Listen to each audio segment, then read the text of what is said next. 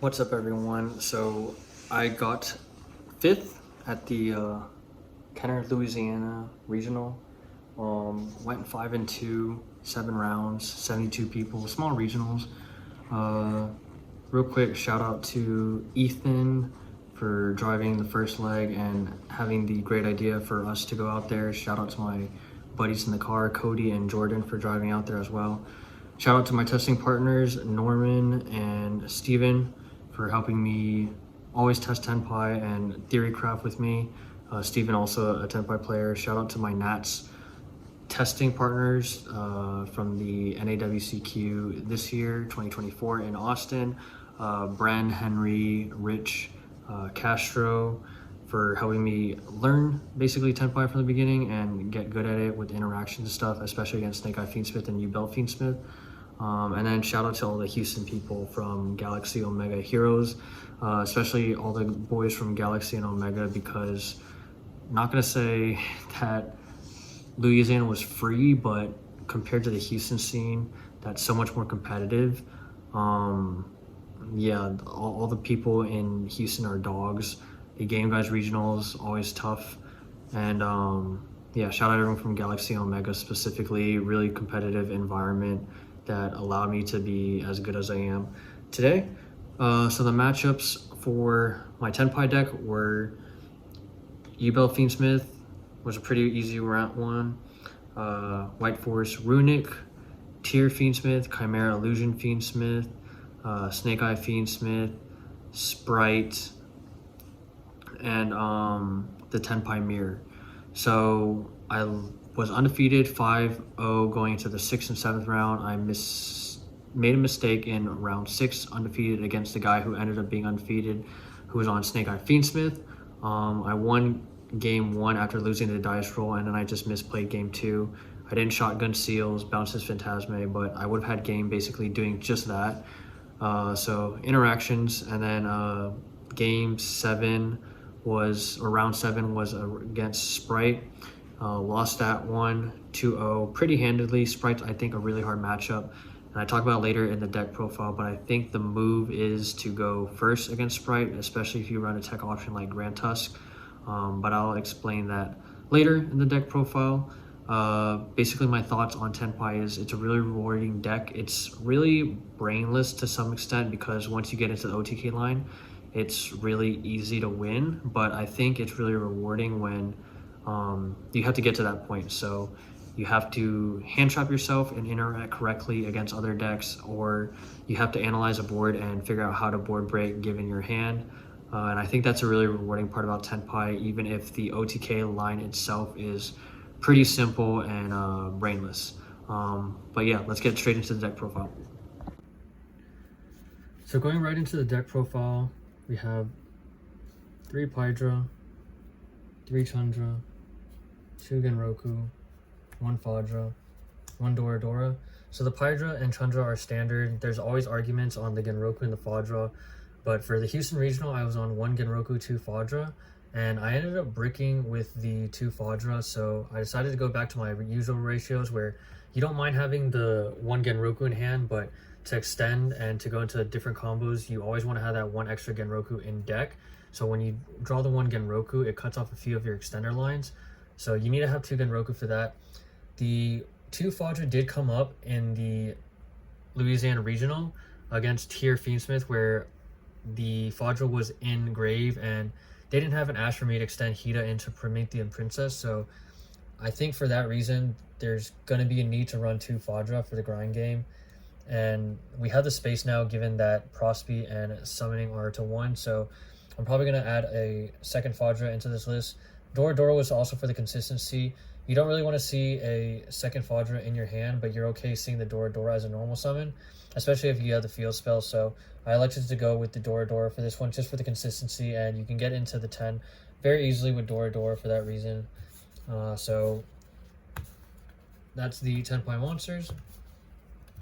The honorary Tenpai monsters and hand traps, Bishop, Magnemite, and Juice Worm. You can get into the 10s and turbo into the 10 with Magnemite and Juice Worm, which is nice. And these things are really good in the against the Fiendsmith packages. So against YuGiOh Fiendsmith, Snake Eye Fiendsmith, Tier Fiendsmith, Chimera Fiendsmith, These two are just really good hitting Engraver and any other interactions that you might have in their deck. So love these two cards, of course, and this is always a good seals target if you don't have other stuff in your side deck like that I'll show you later. So MVP of the regional were the 3-dimension shifters. Definitely a toxic card. Should have gotten hit on the forbidden limited list, but have to play it in decks where you can. It just is an answer to the meta, and it does suck because other rogue decks do lose to this card, but with Snake Eye, Fiendsmith being so prevalent and so powerful, we just have to run this card. This card definitely allowed me to win at least half of my matchups, if not more. Yeah, every time I saw this card, I basically won. Paired up with the shifter is Molcharmy. This card's crazy. Even if you only get draw 1 off this card, you're still thinning your deck. You're basically fixing your hand. You're pitching this card and getting another one to swap in a thin deck. So it's basically a consistency card. And then in Rota, when the new Molcharmy comes out, we're obviously going to play that and we're going to see even more draws. Crazy in Tenpai because we're a going second deck anyways. So we get to play this a lot of the time. People are just going to choose to go first, and it's a free draw and thinning of the deck. Ash, some people in Tenpai have been cutting this card, and I do agree that you want to side this card out against Snake Eye, but this card, you need it in the main for the reasons of things like Branded, Chimera, and a bunch of other rogue decks, which just, if you hit them in the right choke points with Ash, they just lose. I hit the White Forest Runic person in round 2, and they lost off that in Imperm. And then I hit the Mirror Sword Knight against the Chimera Fusion player, and that basically ended their turn as well. So it's a necessary card that you have to play, even though you would like to probably make space for it with a Board Breaker or other hand trap against Snake Eye.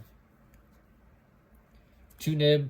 Gonna up the count of Nib to 3 post ban list because no more Appaloosa. So Nib's gonna be crazy, but I only wanted to run 2 for the regional because I didn't want to break on the third one. So 2 was enough. I saw the one of the 2 enough to where it made an impact and resolved. And then of course 3 Imperm. You don't want to play into talents. It's a good card. You Imperm things like Floodgates, like Inspector Border or Vanities cards, and you're able to play through that. And then obviously it works as a going first and going second card as a board breaker in itself. You can hit cards like Appaloosa, Desiree, so on and so forth. Sorry, not Desiree, because it can't be targeted, but cards like that, just turning them off. Even hitting seals to force seals to bounce is crazy with this card. So yeah, have to play Imperm basically in every deck. But yeah, MVP is right here for sure.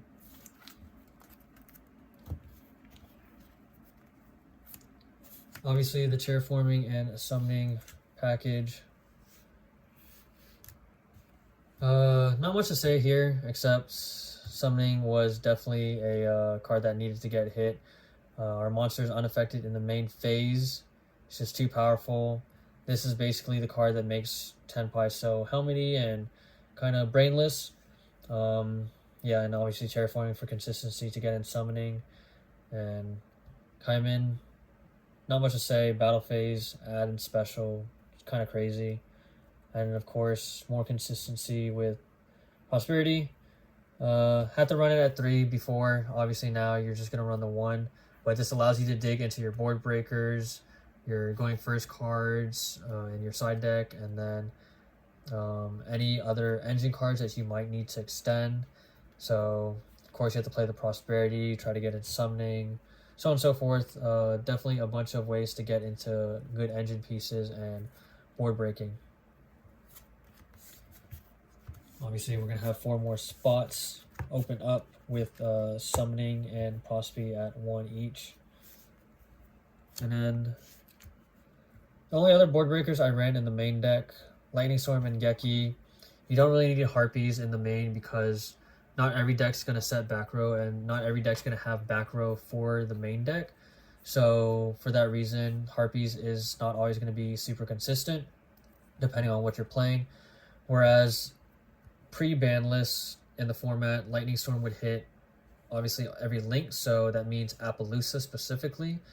If you're not getting rid of back row, you have the option to hit the links like APO and IP, so on and so forth.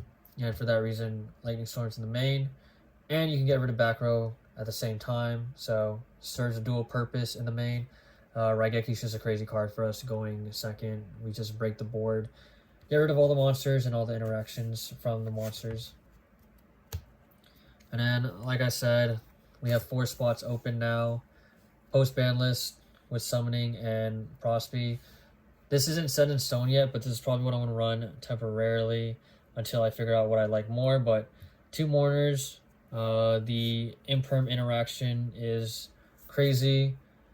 Yeah, I lost a Sprite in the last round of the regional, and there are times where I wish I had more ways to imperm their monsters so they couldn't extend. And obviously Mourner works well under the Shifter, and you only need to run the 2 because it's a once per turn, whereas Veiler is not once per turn, but it doesn't work under Shifter. So usually if I were to run Veiler, I would run 3, but with Mourner, I don't want to see more than 1. So for that reason, we have 2. Nib, just adding the 3rd consistency. No more Appaloosa. Not much more to say than that. Put the Nibs in your deck for every deck. It's going to be a good card. And then Fadra, like I said earlier, consistency, and it comes up where you're going to need the Fadra for the grind game, and there are times where it comes up. I'm not looking forward to breaking with 2 of these cards in my hand because it did happen at the Houston Regional, but it's definitely a card that we just need to run 2 of for the reasons that I alluded to. Moving on to the extra deck. Pretty standard. 2 Bident, 1 Transcendent, and 1 Trident. So Bident, you obviously need 2 of, because there's sometimes where you're going to have to go into the 2 right away. And then you never really want to banish the second one off Prosby, because sometimes if you do need to go into the grind game, you're going to need that second one. And Transcendent, I thought about playing 2. There was a point where I played 2 because I respected Kashtira Unicorn, but it's not needed, and I'd rather use a flex spot for something else. So just the 1, and then Trident, obviously needed. Allows you to OTK under Shifter and Prosperity. The Black Rose package. Everything serves a purpose. You can obviously take some things out, but Black Rose definitely needed because there are times where it's going to come up where the opponent's board is too overwhelming, and if you have Kaiman in hand with Summoning, you can just go Summoning the 2 bodies, Black Rose wipes the field, and then play for the battle phase with Kaiman. And there are times where you're not sure if you know your opponent's on like something like Super Poly or Imperm, then sometimes you're gonna just have to Black Rose it. You don't want to play into the back row hate and just lose in your battle phase and not be able to OTK. So Black Rose, sometimes it's just better to put on the helmet, Black Rose the field, and then play battle phase Kaiman. If they have Ash, then they have it. It is what it is. But usually you can just win the game that way. Moonlight comes up because of the Nibiru token. If you can't pop it with Quibelt or something, you can always bounce it back to hand. And then obviously for Flamberge, you don't want to give them 2 extra bodies, so Moonlight's your answer. And then Ruddy Rose, obviously super great on theory and paper, and does come up where there are times where you're not going to be able to OTK your opponent's Snake Eyes, whatever it might be, Graveyard follow-up. So sometimes you're just going to have to go into that Ruddy Rose and then play for the next turn, but they're not going to have too much follow-up if you Ruddy Rose them and they don't have a Graveyard to follow up with. The flex spots will go 1 by 1. Quibelt is an easy pop, allows you to play under Shifter. You pop your own field spell, Sangan Summoning target Quibelt, becomes a 5k body, and then swing for game that way with Quibelt. And there's sometimes where you're going to need to pop certain bigger bodies on the field, so Quibelt comes up for that reason. Samurai Destroyer did not come up in my YuGiOh Fiendsmith matchup, but is basically the answer to YuGiOh Fiendsmith. It's a hard matchup for us, but with Samurai Destroyer, it becomes a really easy matchup, and a lot of time we're able to get this card out, kill the YuGiOh. They're not going to have follow-up because it's negated by Samurai Destroyer. They can't interact. There's also the slash and summon combo with Samurai Destroyer, and Kaiman, you can probably look it up on YouTube. I'm not going to go through too much of it, but it basically prevents them from ashing our Kaiman and allowing us to play through declaration of attack and negation. Yeah, Samurai Destroyer is a crazy card that's necessary in this deck. I cut Odd Eyes as well. Hyper Psychic Riser, I'm not a big fan of having to draw the out in certain games if I don't have to. So Hyper Psychic Riser is a way for us to have an out in the mirror, just hard extra deck. It's the same concept as in Purely back when Skill Drain was very prevalent. I don't want to have to draw Cosmic Cyclone or Harpies as an out. I'd rather just have an out in the extra deck, and I use Protector Agents of Moon for that reason in Purely.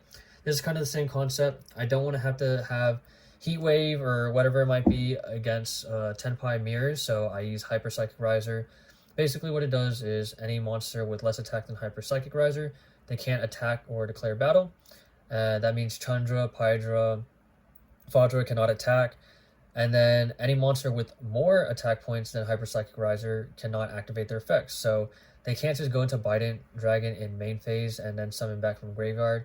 There's obviously ways for them to out this card, but it makes them play very awkwardly around this card. And with 2 Fadra moving forward and then Genroku and certain draw lines going first, you can end on Hyper Psychic Riser and Seals, and that's usually too much interaction for them to do anything against, unless they just draw a bunch of board breakers or droplet.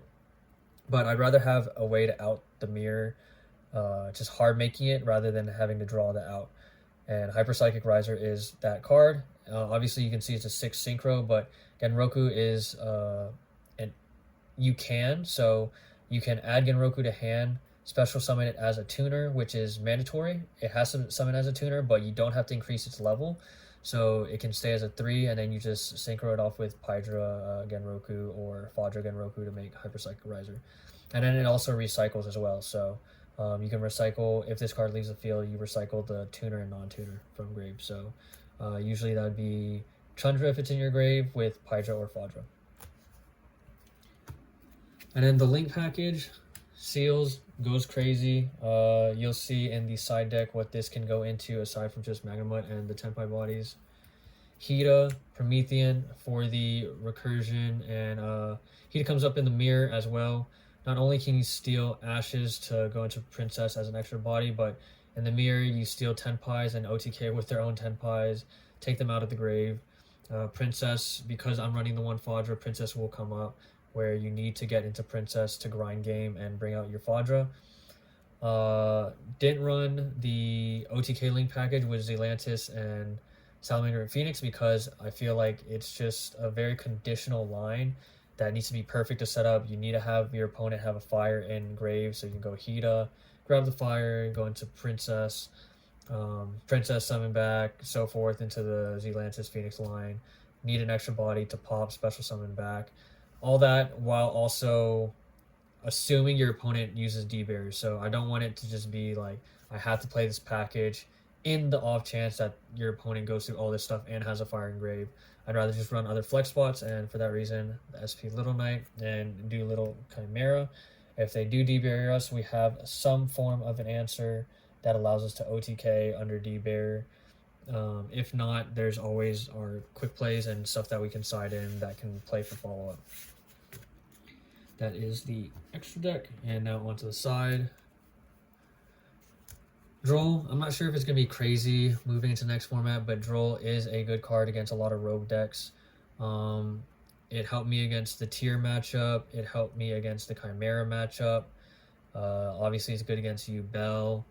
It slows down a lot of decks. Yeah, Droll can sometimes be neg 1 for 1, which isn't always good, but it can slow down a lot of decks. And then if you pair it with other hand traps, as well as the board breakers, usually that's enough to beat out your opponent. Like I said, I like cards that are able to flex going first and second, especially against something like the Mirror, where sometimes the Mirror is weird, where they'll choose to go first themselves, and you never know. And even with other matchups, you never know if someone's going to make you go first, so that's when you put these in, and you can take out stuff like Lightning Storm,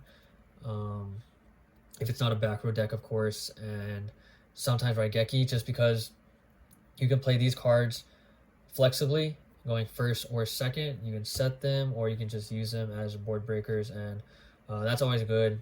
Cards are crazy in the mirror, of course, and you need Cosmic Cyclone for back row hate. Also, the reason why Heartbeats is in the side, because skill drain. Obviously, skill drain's at 1 moving forward post ban list, but for the regional, obviously, need the back row hate. Yeah, we lose to Tigaboo as well, so definitely necessary cards to play. Rivalry is a crazy card because it's a going first and going second card.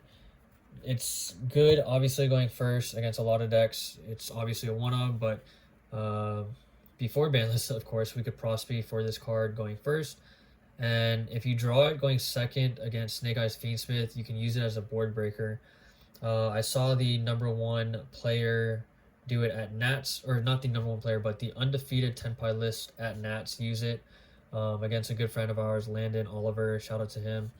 The Tenpai player basically couldn't break the Landon's board for Snake Eye Fiendsmith, so he set Rivalry, pass in draw phase, flip Rivalry, and Landon basically had to get rid of a majority of his field, and he only kept the Engraver, and it made the clapback for Tenpai that much easier, and he was able to win using that. So really good card used as a board breaker. Yeah. And then the other going first cards, Judgment and these two seals targets. So we'll go through these two first.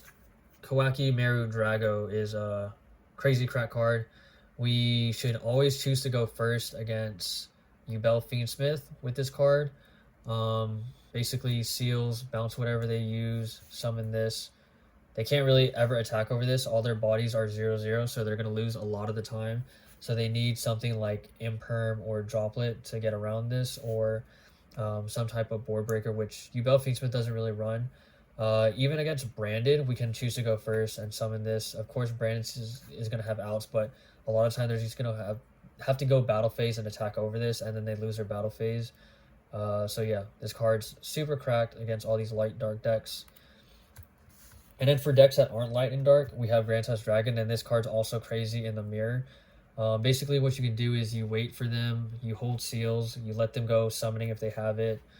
If they get their 2 bodies on field before battle phase, you can use seals to bounce back their field spell, summon Grand Tusk Dragon, and then pop their 2 bodies. Say it's Pydra or Tundra.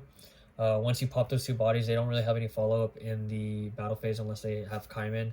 And even then, it's really tough for them to play through if we have other interactions like Imperm or Ash.